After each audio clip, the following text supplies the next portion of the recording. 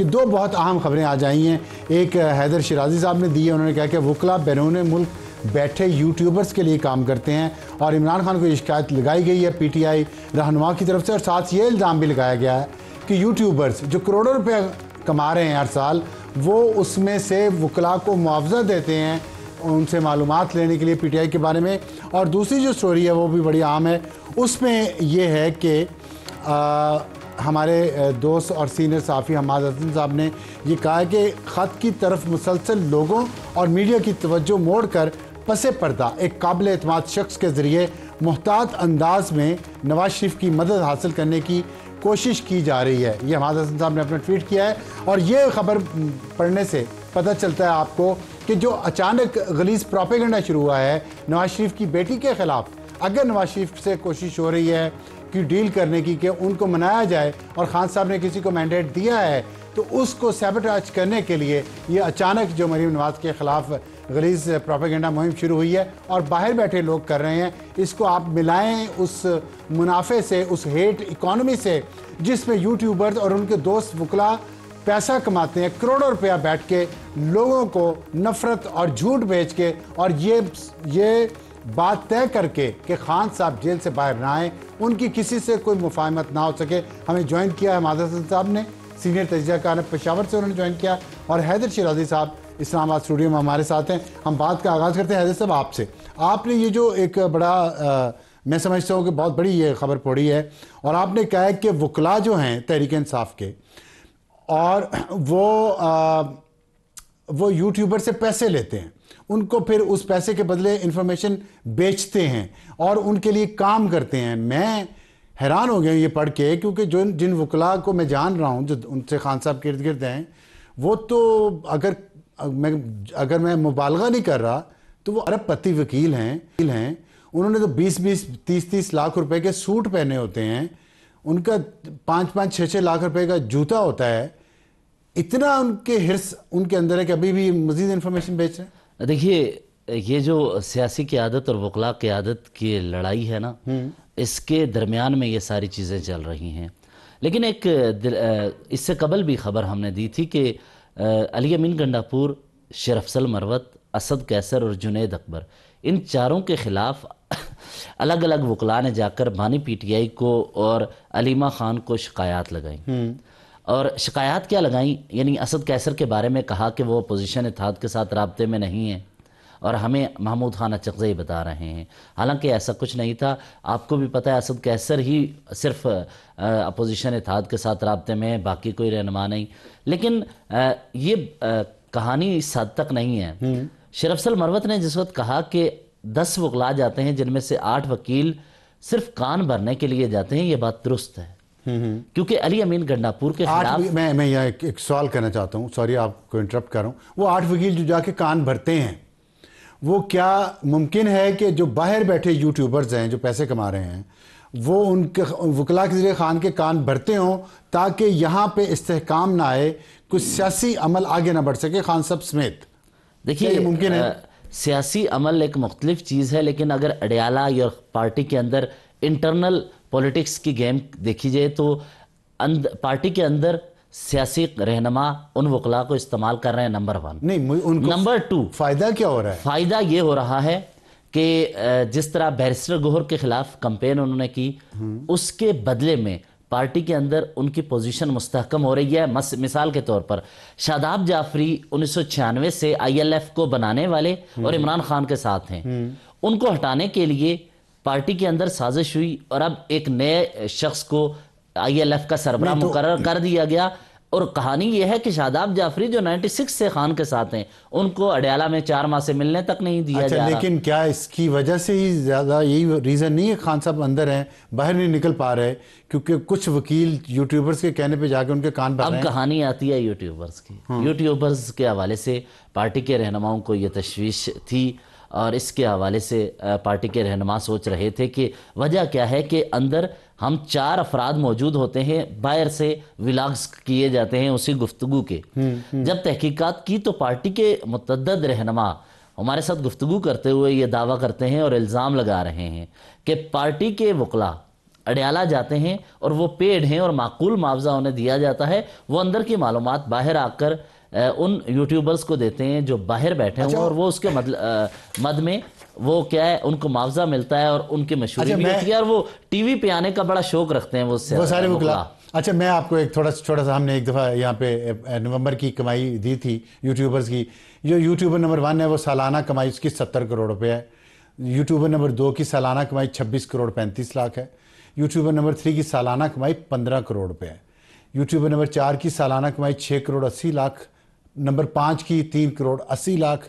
Number 6 کی 3 crore 50 lakh. Number 7 کی سالانہ کمائی 2 کروڑ روپے ہے۔ ان میں سے معاوضہ جو وکیلوں کو جاتا ہے وہ کتنا ہوگا؟ معقول معاوضہ ہے، یوں کہہ لیں کہ 5-7 لاکھ روپے تو مل جاتے ہیں ایک ماہانہ بنیادوں پہ۔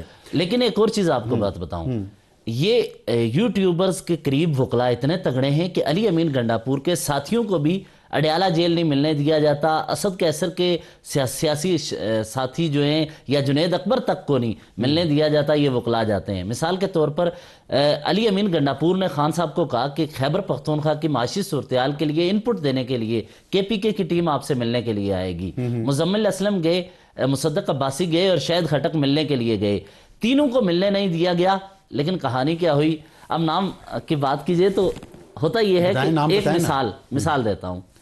جس دن شاہد خٹک اڈیالہ کے باہر تھے، فیصل چودھری نے علی امین گنڈاپور صاحب کو آپ شو پہ بنائیں، ان سے پوچھیں کہ انہوں نے یہ خان صاحب کو کہا یا نہیں کہا۔ آگے چل کے فیصل چودھری سے پوچھئے، کیا فیصل چودھری نے شاہد خٹک کو نہیں کہا اور تمام ساتھیوں کو کہ آج قاضی انور سمیت ہم سارے اکٹھے اندر جائیں گے تاکہ شاہد خٹک کو اور ساتھیوں کو اندر جانے کا موقع مل سکے؟ لیکن کیا ہوا، قاضی انور کو اندر اڈیالہ لے جانے کے لیے بیرسٹر علی ظفر جو سینیٹر ہیں انہوں نے فیسیلیٹیٹ کیا، وہ اکیلے اندر چلے گئے، لیکن وہ سیاسی رہنما جو خیبر پختونخوا کی صورتحال پر جا کر ان پٹ دے سکتے تھے انہیں نہیں ملنے دیا گیا۔ یہ صرف ایک بات نہیں ہے، یعنی سوچئے اپوزیشن اتحاد کے رہنما نہیں جا سکتے، ان افراد کا پیغام پہنچ جاتا ہے۔ تو اس کا مطلب یہ تو پھر جو کنٹرول کر رہے ہیں سب وہ بھی ساتھ کہیں نہ کہیں شامل ہیں اس یوٹیوبرز کی جو حرام کی کمائی ہے اس میں سے حصہ لینے میں، جس طرح باہر فرار بھی ہو گئے ہیں۔ ایک جملہ ایڈ کر دوں؟ جی میں پی ٹی آئی کے سینئر رہنماؤں کے ساتھ بیٹھا ہوں، آپ نے جو کہا نا حرام کی کمائی، اس سے شدید الفاظ ان سوشل میڈیا انفلوئنسر کے لیے پارٹی کی مرکزی قیادت استعمال نہیں، لیکن اگر ملاقاتیں کروانے والے بھی اس ساری چیز کو کنٹرول کر رہے ہیں تو اس میں حیران ہوں۔ خیر حماد حسن صاحب آپ فرمائیے گا کہ آپ نے یہ جو ٹویٹ کیا ہے، آپ نے کہا ہے کہ اوپر سے تو لوگوں کی میڈیا کی طرف توجہ موڑ دی گئی ہے اور ایک قابل اعتماد شخص کے ذریعے محتاط انداز میں نواز شریف کی مدد حاصل کرنے کی کوشش کی جا رہی ہے۔ کون مدد حاصل کرنا چاہ رہا ہے نواز شریف کی؟ ابصار عالم صاحب، آپ ذرا آپٹکس کو دیکھیں کہ صورتحال کیا بن رہی ہے۔ یعنی ایک خط لکھی گئی اور اس خط کے حوالے سے ان کا ریئیکشن بھی آیا کہ ہمیں نہ خط موصول ہوا ہے، نہ ہماری کوئی دلچسپی ہے اور نہ ہم بات کرنا چاہتے ہیں، کرنی ہے تو جا کر وزیر اعظم سے کریں۔ لیکن اس کے بعد پھر دوسرا خط اور پھر تیسرا خط، یعنی یہ جو کنٹینیوٹی ہے تو اس سے یہ ظاہر ہو رہا ہے جب پہلا خط رد کر دیا گیا تو پھر اس کے بعد خط لکھنے کی ضرورت کیا تھی؟ پھر تو وہ معاملہ ہی ختم ہو چکا تھا، پھر تو پی ٹی آئی کو یا عمران خان کو کوئی متبادل پالیسی اپنانی چاہیے تھی۔ لیکن یہ جو خط کا تسلسل تھا تو اس سے ایک بات تو واضح ہو رہی تھی کہ کچھ نہ کچھ پس پردہ کچھ اور ہو رہا ہے۔ میرا سوال یہ تھا، آپ کے ٹویٹ میں جو کہا گیا ہے وہ کون مدد حاصل کرنے کی کوشش کون کر رہا ہے؟ میں یہ جاننا چاہتا ہوں، آپ کے منہ سے سننا چاہتا ہوں۔ دیکھیں ابصار صاحب، جب یہ خط لکھا جا رہا تھا تو اس سے 2 دن پہلے ایک اہم خاتون جو جن کی اپنی ایک اہمیت ہے، میں 1.5 مہینہ پہلے کہہ چکا تھا کہ وہ خاتون پنڈی کے ساتھ رابطے کرنا چاہتی ہے لیکن ان کو موقع نہیں دیا جا رہا ہے اور وہ شاید کسی اہم منصب کی تلاش میں ہے۔ جب وہاں سے اس کو کوئی موقع نہیں ملا تو اس خاتون کی اس خط کے آنے سے 2 دن پہلے علیمہ خان کے ساتھ ملاقات ہوتی ہے۔ تو علیمہ خان کے ساتھ ملاقات سے ہم دو نتائج اخذ کر سکتے ہیں. ایک تو یہ کہ اس کو عمران خان کی تائید حاصل تھی کہ جو خط لکھا جا رہا ہے اس سے ڈائیورٹ کیا جائے. اور اگر ہم دیکھیں تاریخی حوالے سے ہم دیکھیں تو پی ٹی آئی نے ہمیشہ ایسے کیا ہے, بلکہ وہ ہمارے دوست رضی دادا کہتے ہیں کہ جو واردات یہ خود کر رہے ہوتے اس کے الٹ بولتے بھی ہیں. تو جو یہ کر رہے تھے کہ خط بھی لکھ رہے تھے. اور دیکھیں یہ بہت پہیلیاں بہت زیادہ ہو گئی ہیں. میں یہ خاتون پی ٹی آئی سے ان کا تعلق ہے, یہ بتا دیں ذرا مختصراً. ان کا تعلق پی ٹی آئی سے نہیں, ان کا تعلق میرے اور آپ کے پیشے سے بھی رہا ہے اور سفارتکاری سے بھی رہا ہے. اچھا چلیں ٹھیک ہے, وہ تو پھر بہت سینئر سفارتکار ہیں.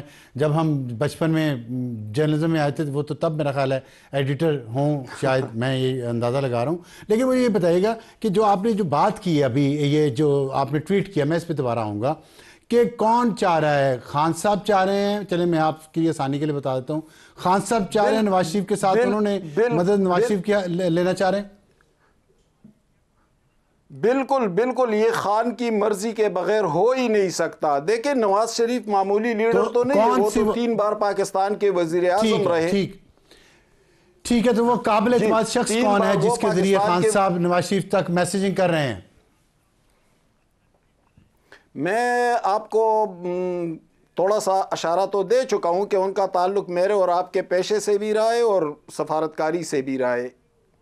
اچھا ٹھیک ہے اوکے. وہ قابل اعتماد اتنے خیر خان صاحب کے تو ہوں گے, میاں صاحب کا میں نہیں کچھ کہہ سکتا. لیکن دوسری بات میں یہ بتائیے گا کہ پھر اگر یہ بات ہے جو آپ کہہ رہے ہیں, اگر آپ کی بات درست, اگر دیکھیں جی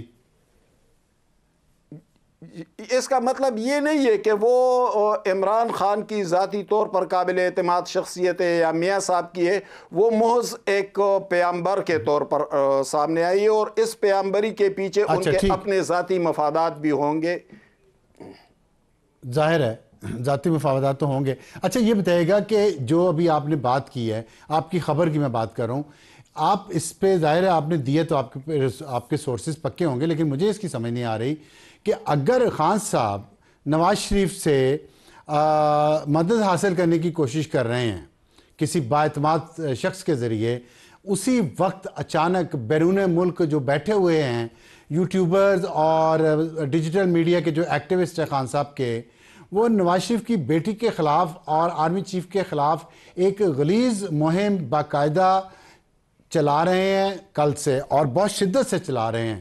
تو کیا وہ سیبوٹاج کرنا چاہ رہے ہیں کہ خان صاحب جیل سے باہر نہ آ سکیں اور وہیں پہ رہیں, اور ان کا یہ کام سارا چلتا رہے؟ جو حیدر شیرازی نے خبر دیا کہ یوٹیوبرز تو پیسے بھی دے رہے ہیں وکیلوں کو. ابصار صاحب آپ تو مریم نواز کی بات کر رہے ہیں. مریم نواز سے تو عمران خان کا کوئی رشتہ کوئی تعلق ہی نہیں ہے, وہ تو ان کی اپوننٹ ہے.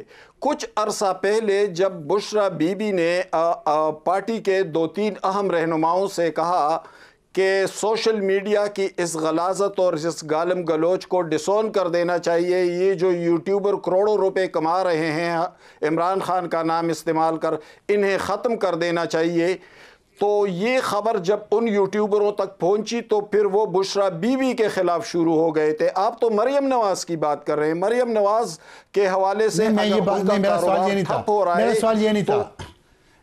نہیں میرا سوال یہ نہیں, میرا سوال یہ ہے کہ عمران خان نواز شریف کی سپورٹ حاصل کرنا چاہ رہے ہیں, اس کے ساتھ ہی ان کی بیٹی پہ ایک خلاف ایک کیمپین شروع ہو جاتی ہے اچانک بیرون ملک سے. کیا یہ سیبوٹاج کرنے کی کوشش ہے اس سیاسی مفاہمت کو, یا یہ خان صاحب کی کوئی چال ہے کہ وہ ادھر سے دکھا کچھ رہے ہیں کر کچھ رہے ہیں؟ میں یہ سوال پوچھ رہا ہوں آپ سے.